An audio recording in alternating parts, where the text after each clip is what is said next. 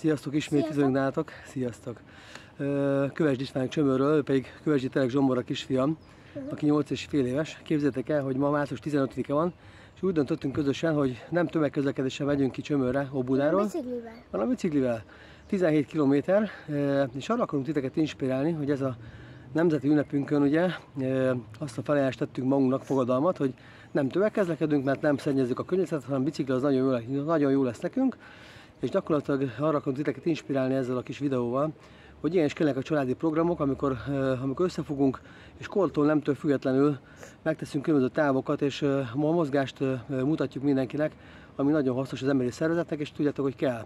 Tehát, hogy egészségesen szeretnénk élni, és úgy gondolom, hogy tudjátok, ez a több videó, amit már készítettem a biciklizéssel kapcsolatban, is arról szól, hogy gyakorlatilag ez egy szelete megint a toltának, hogy ténylegesen komolyan kell gondolni ezt a dolgot, és be kell vonni mindenkit, aki csak lehet.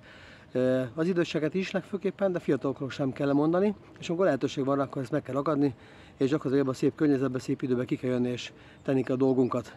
Úgyhogy úgy gondolom, hogy ez a mai nap teljesen alkalmas lesz arra, és Zsombort meg fogom még kérdezni utolsó pillanatokban, hogy érzi magát, félúton vagyunk.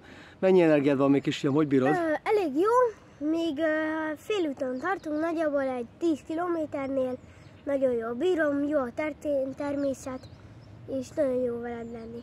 Hát imádom, látjátok? Ezért érdemes élni. Talán végszónak elég is lesz. Köszönjük szépen, és várunk a következő videóba. Így van. Sziasztok, szép napot nektek! Örülünk, hogy itt voltatok velünk. Sziasztok!